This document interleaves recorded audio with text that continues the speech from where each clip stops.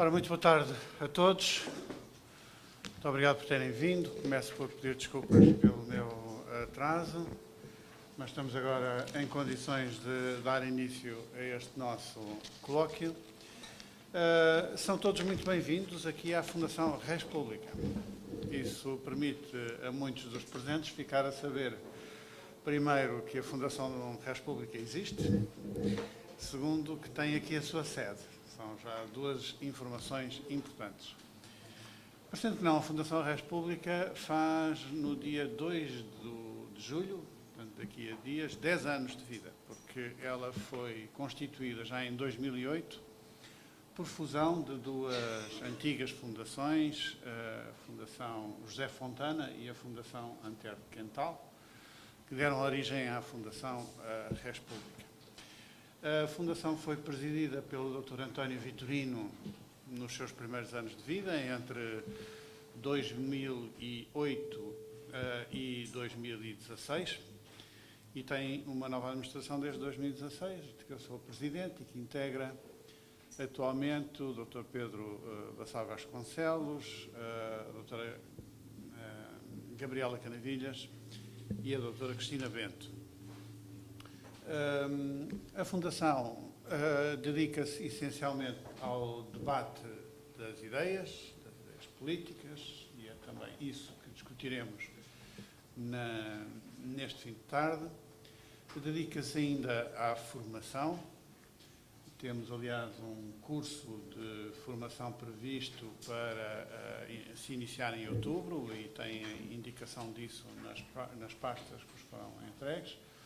Quem se quiser inscrever é muito bem-vindo.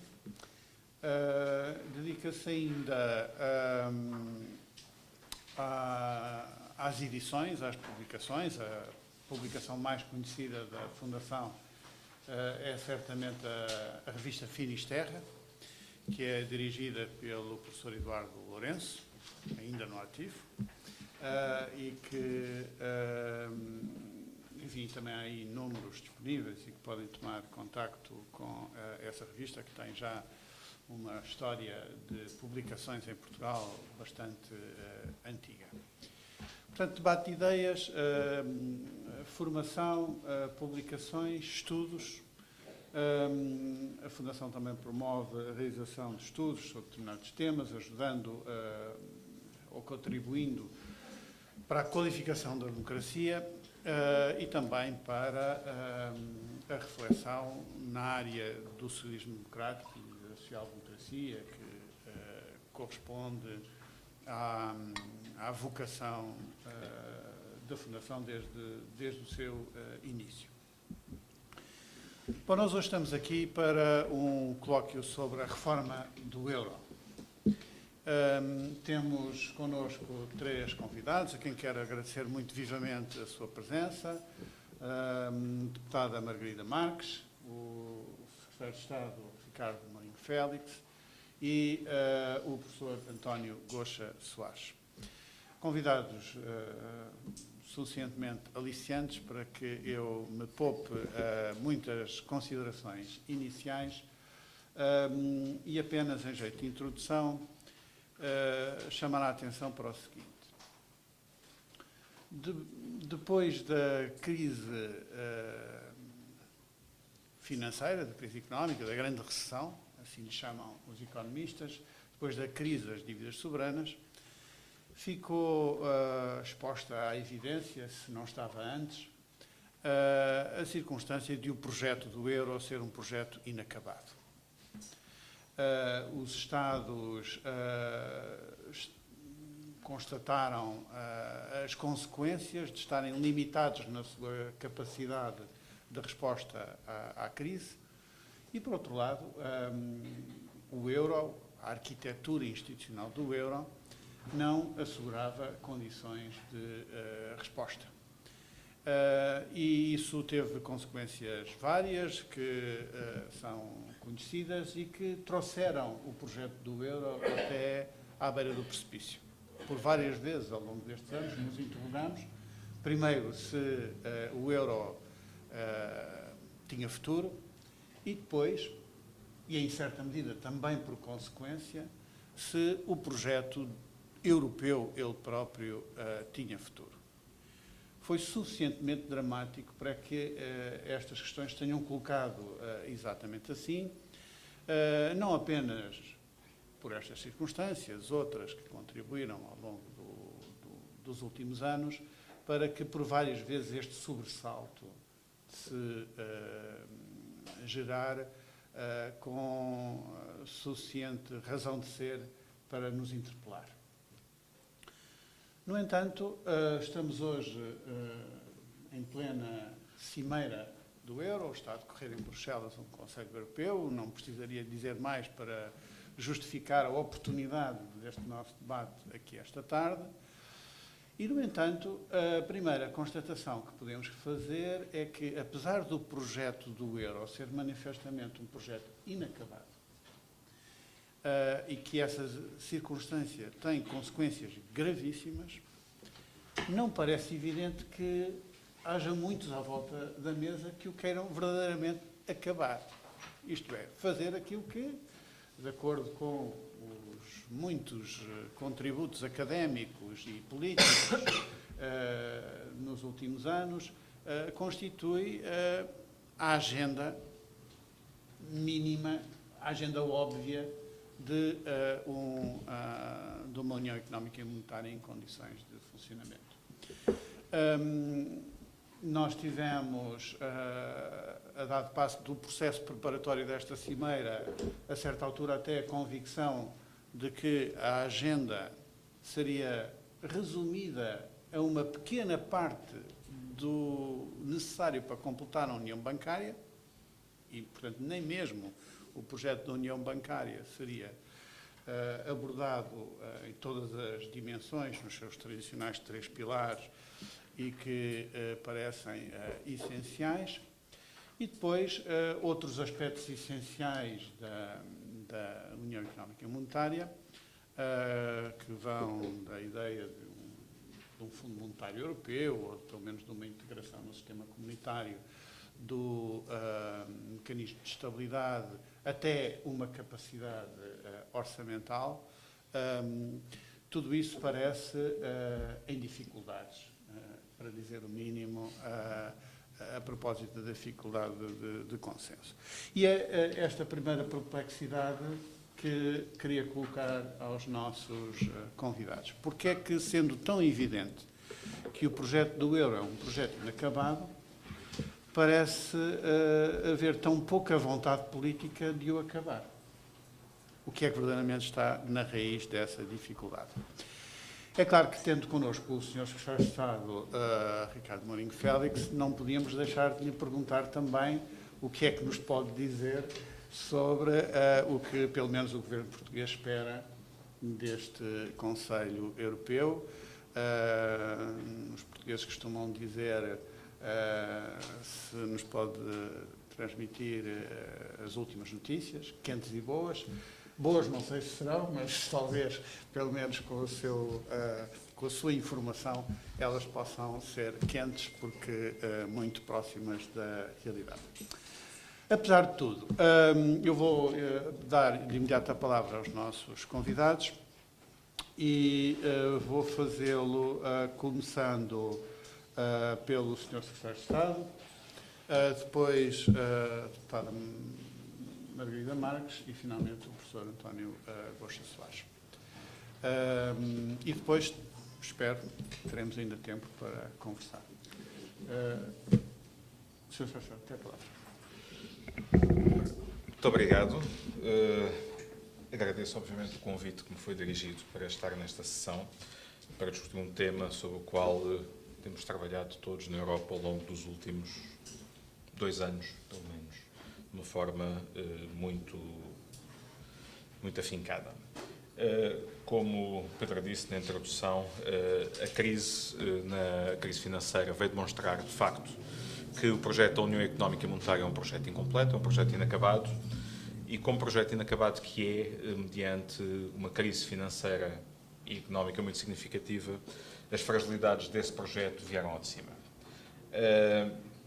Deixem-me dizer-vos que é sempre preciso ter consciência que o projeto europeu, na sua gênese, é um projeto político, não é um projeto económico. É um projeto político, de pós-guerra, e que tem objetivos, sobretudo, e inicialmente de natureza política. E a integração económica foi um meio para que se gerasse também uma integração política que levasse a que um conjunto de países vivessem em conjunto e que dirimissem os seus conflitos sociais, comerciais, económicos e até políticos, num contexto de paz e num contexto de preservação da qualidade de vida dos cidadãos.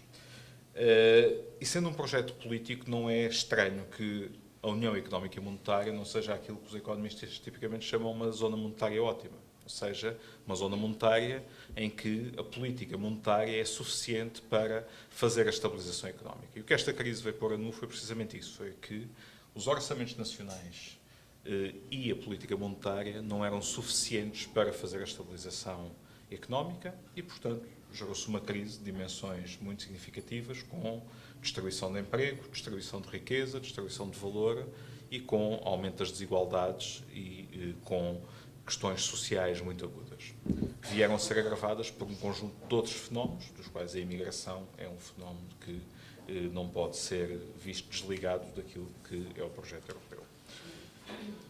Durante a crise, os Estados europeus foram capazes de gerar um conjunto de mecanismos e de instituições que procuraram dar resposta precisamente a estas insuficiências. Desde logo, primeiro com os diversos mecanismos de financiamento de países que foram afetados pela crise das dívidas e culminou depois na constituição de um mecanismo europeu de estabilidade, mas também na criação daquilo que é o projeto da União Bancária, dos quais 2 pilares se encontram já implementados: a criação de um mecanismo único de supervisão que harmoniza a supervisão bancária em todos os países da União Bancária e um mecanismo único de resolução que tem como objetivo criar um enquadramento propício a que, no caso de instituições de dimensão significativa e, portanto, com efeitos sistémicos, a queda de um banco não possa, por essa via, gerar contágio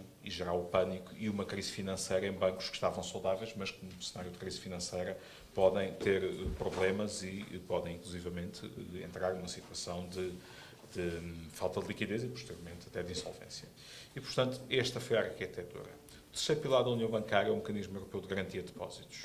Esse é um pilar que não está implementado, é um pilar que tem sido discutido de uma forma prolongada, mas onde ainda existem divergências e diferenças de opinião significativas entre os países. E essas diferenças de opinião têm, sobretudo, que ver com uma divisão que se gerou na Europa no contexto da crise, entre um conjunto de países que, decorrendo de diversas fragilidades, foram mais afetados pela crise e tiveram problemas ao nível dos seus sistemas financeiros, e um conjunto de países que, com maiores níveis de rendimento, de riqueza e com instituições eventualmente já mais robustas, conseguiram passar pela crise de uma forma, pelo menos aparentemente, em alguns casos é mais de uma forma aparente do que de uma forma efetiva, de uma forma conseguiram passar pela crise com impactos menores.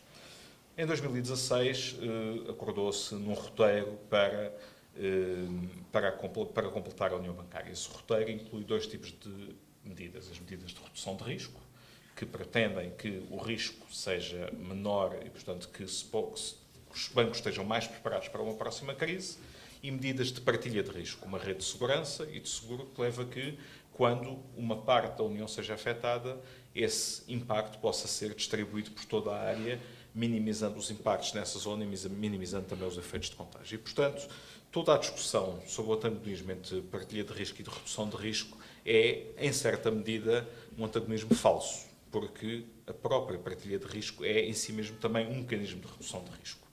E esta é a posição que temos transmitido em todo o debate.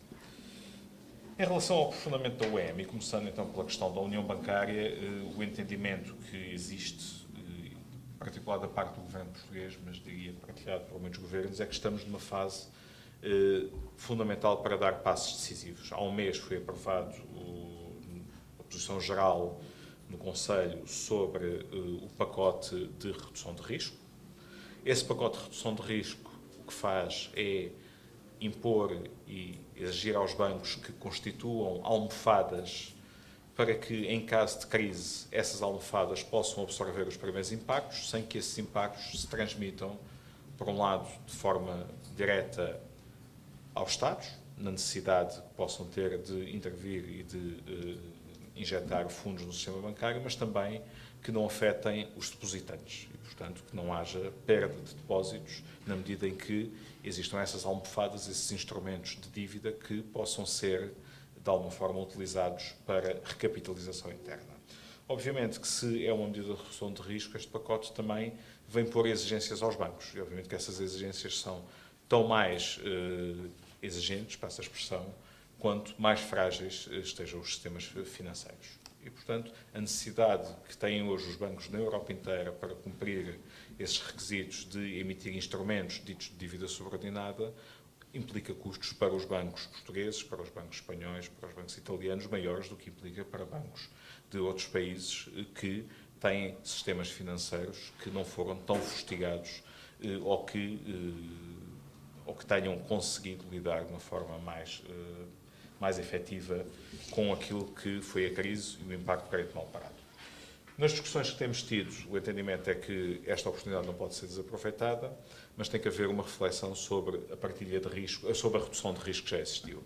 E neste contexto foi definido a criação de um relatório detalhado, preparado pelas instituições, pelo SSM, BCE, pela Comissão e pelo Mecanismo Único de Resolução, no sentido de se monitorar ao longo do tempo a evolução do risco, incluindo indicadores ao nível do capital dos bancos, da liquidez, dos níveis de alavancagem, dos níveis de crédito mal parado e também daquilo que sejam os níveis de buffers, os níveis de dívida subordinada que os bancos forem constituídos ao longo do tempo. Portanto, estas são medidas que serão monitoradas e que serão utilizadas para que, ao longo do tempo, se vá medindo a redução de risco e, ao mesmo tempo, se vá avançando na partilha de risco.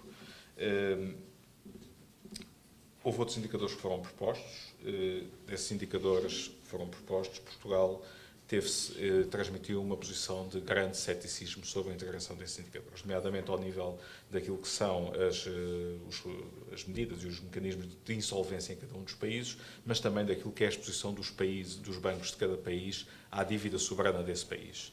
Existem alguns Estados que defendem a inclusão destes indicadores. Portugal manifestou bastantes dúvidas, por um lado, pela falta de harmonização no que diz respeito aos regimes de insolvência e, por outro, pela dúvida que temos sobre se a exposição dos bancos nacionais à dívida soberana é necessariamente algo que aumente por si só a exposição ao risco ou se é algo que, num contexto de crise, pode mesmo ser uma medida de mitigação do risco. E todos sabemos que, durante a crise, quer os bancos portugueses, mas como os bancos italianos, os bancos espanhóis, também foram bancos que compraram dívidas soberanas nos próprios países e isso permitiu, em muitos casos, estabilizar o mercado de dívida soberana em situações muito complexas. Existe também uma definição daquilo que se pretende relativamente à evolução futura e, portanto, um roteiro para as discussões políticas, quer sobre o Mecanismo Europeu de Garantia de Depósitos, como para a definição daquilo que é o backstop do Fundo Único de Resolução. É um palavrão que eu vou tentar explicar, mas que basicamente o que diz é o seguinte: o Fundo Único de Resolução é financiado por contribuições dos bancos, essas contribuições atingirão um determinado valor quando chegarmos à situação ao fim do período de transição. O mecanismo de common backstop, ou linha de crédito de último recurso, o que faz é duplicar esse valor e, portanto, garantir que, quando seja preciso fazer uma resolução, no caso de uma crise muito intensa, mesmo que os fundos do Fundo Único de Resolução se esgotem, existe a possibilidade do Fundo Único de Resolução pedir empréstimos para que não exista a necessidade de cada um dos Estados-membros aportar fundos nos seus orçamentos e, portanto, criar uma situação de crise mais localizada. E, portanto, a criação deste common backstop é também em si mesmo uma medida de partilha do risco.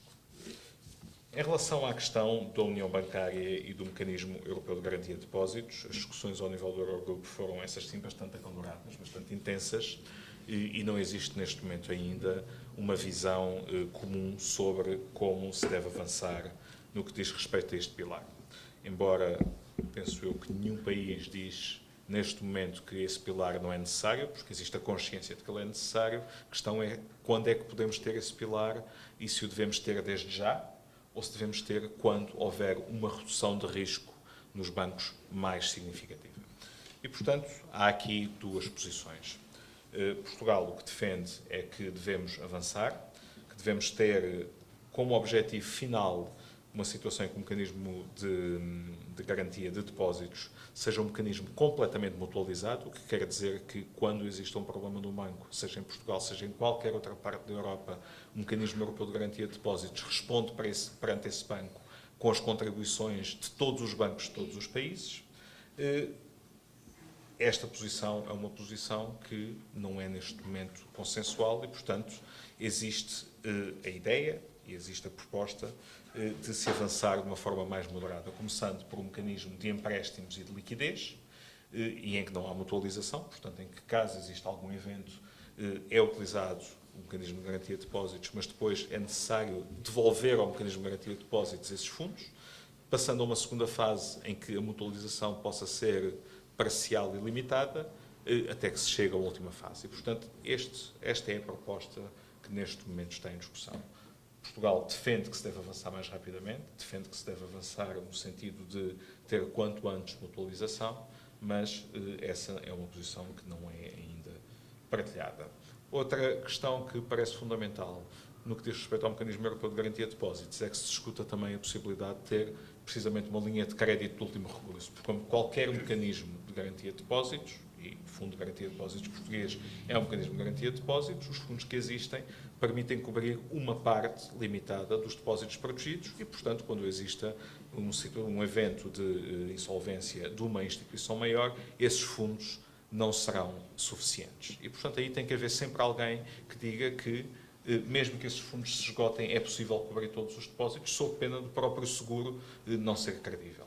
No caso dos fundos de garantia de depósitos nacionais, esse backstop, essa linha de crédito de último recurso, é o Estado, é cada um dos Estados, mas se o que queremos ter é uma união bancária, então não podemos deixar que esse mecanismo de último recurso fique em cada um dos Estados, sob pena de uma crise financeira se transformar imediatamente numa crise orçamental, com os impactos que conhecemos, e numa crise social.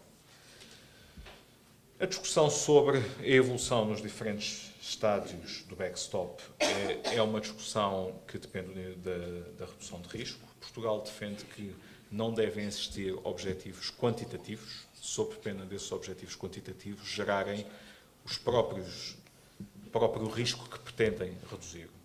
Ou seja, se definirmos objetivos quantitativos, o que estamos é a criar algo que, à medida que vamos avançando, vai deixando alguns países para trás, vai avançando alguns países em detrimento de outros que ficam para trás. E essa situação é uma situação que, ao invés de criar uma união bancária, cria um mercado cada vez mais segmentado e, portanto, consideramos que não é uma medida adequada. Consideramos que a redução de risco deve ser avaliada em termos globais e que se deve ter em consideração que essa redução de risco tem que ter em conta o valor e a situação inicial de cada um dos Estados-membros. Para dar um exemplo, não podemos pedir uma redução do nível de crédito mal parado igual a países como a Holanda, Portugal ou a Grécia, que têm níveis de crédito mal parado muito diferentes e que, portanto, não podem chegar ao mesmo nível ao mesmo tempo, porque isso seriam esforços desproporcionados e que gerariam, eles si mesmos, criariam o risco que se pretende reduzir. Uma outra discussão que tem sido controversa é precisamente a questão do tratamento prudencial da dívida soberana, ou seja, como é que eu trato bancos que têm níveis diferentes de dívida dos Estados onde se situam, onde se localizam, nos seus balanços. E aqui o que defendemos é que a dívida soberana não pode ser vista só por si como um elemento de risco. Tem que ser vista como uma exposição. Quando os bancos têm uma exposição muito grande a um determinado credor, isso é um risco, mas a dívida soberana não deve ser vista como uma exposição que deva ser particularmente penalizada e deve ser entendida como um ativo que tem sido, até agora, um ativo seguro e um ativo que tem uma natureza diferente daquilo que são outros ativos que estão no balanço dos bancos. É uma discussão que temos tido, é uma discussão muito controversa, mas é algo que Portugal se tem batido para que qualquer solução que seja adotada seja devidamente calibrada para evitar situações em que se crie instabilidade nos próprios mercados de dívida soberana. Voltando à questão do mecanismo de financiamento do último recurso, à linha de crédito. Aqui existe, neste momento, um consenso alargado sobre quem deve ser o prestador, a entidade que presta essa linha de crédito, e será o ESM. Isso é um consenso que existe neste momento. Existe um conjunto de princípios que é preciso assegurar, e esses são princípios que defenderemos desde já e que serão defendidos na Cimeira do Euro. Desde logo, a importância de que a ativação desse mecanismo de último recurso seja vista como algo que é uma linha de crédito ao Fundo Único de Resolução e não a um banco em particular que esteja a ser resolvido e, portanto, não cabe ao ESM ou aos Estados, quando seja ativada a linha, poderem fazer uma decisão pôr em causa a decisão do SRB. Ou seja, não cabe ao ESM pronunciar sobre o mérito de uma decisão de resolução no mecanismo único de resolução. E esse é um mecanismo fundamental para que não exista discriminação e não exista segmentação. É necessário também que exista, para a ativação desta linha de crédito de último recurso, um mecanismo de decisão rápido e, portanto, as resoluções, como amargamente sabemos, são coisas que se fazem normalmente ao fim de semana e rapidamente e, portanto, temos que ter um mecanismo de decisão que possa ser suficientemente eficiente para que as decisões sejam tomadas rapidamente. Até ao final deste ano serão apresentados os termos de referência da utilização deste backstop, ou seja, como é que ele é constituído, como é que é utilizado, como é que é feito o empréstimo, em que condições é feito o empréstimo, e há uma discussão da qual nós participamos no sentido de favorecer a antecipação desta linha de crédito de último recurso. Consideramos que não temos que esperar, ou não devemos esperar por 2024, que é o fim do período de transição, e que assim que haja uma redução de risco suficiente, e ela tem estado a ser feita, se possa antecipar a introdução desta linha de crédito de último recurso, que é um elemento fundamental da credibilização do mecanismo de resolução. Sendo preciso acelerar, e passando então para as questões da reforma do ESM. O ESM deverá ter um papel mais importante, um papel mais interventivo no desenho, implementação e monitorização dos programas, mas todo este papel tem que ser feito no estrito respeito daquilo que são os tratados e daquilo que são as funções de outras instituições, como a Comissão do BCE, e, portanto, evitando que haja sobreposição de funções. Estão a ser revistos os instrumentos de intervenção por parte do ESM, no sentido de que exista menor condicionalidade ex post em troca daquilo que será um reforço da elegibilidade ex ante, para que os países, quando utilizam estes instrumentos, tenham que cumprir um conjunto de critérios antes de os utilizar e para que, quando a sua utilização, aquilo que se exige aos países não sejam programas de resgate necessariamente, sejam que mantenham políticas económicas saudáveis. Sobre o ESM, há a discussão sobre a integração no enquadramento e no sistema europeu. É uma discussão que existe. A posição é que esta integração deverá ser feita depois de se estabilizar aquilo que será a configuração do ESM. Passando para a questão da capacidade orçamental, que é uma questão cara a Portugal e pela qual nos temos batido e pela qual o Primeiro-Ministro de Portugal tem sido uma das vozes mais ativas. Consideramos que é fundamental que haja uma capacidade orçamental que promova a estabilização, complemente a política monetária e que suporte aquilo que são as políticas orçamentais nacionais que, em ambientes de crise significativa, não são claramente suficientes para dar resposta àquilo que são as exigências e, portanto, um mecanismo de capacidade orçamental que promova a estabilização, a convergência e a competitividade. A ideia é que se possa ter um mecanismo que proteja o investimento produtivo, e bem sabemos que em períodos de crise a redução do investimento público é uma das marcas. A ideia seria ter uma capacidade que pudesse sustentar esse investimento mesmo em períodos de crise e apoiar as reformas no âmbito do semestre europeu de forma a promover o crescimento potencial. Portugal apoia as propostas que a Comissão apresentou no âmbito do quadro financeiro plurianual, nomeadamente o instrumento de apoio à estabilização do investimento e o programa de apoio às reformas.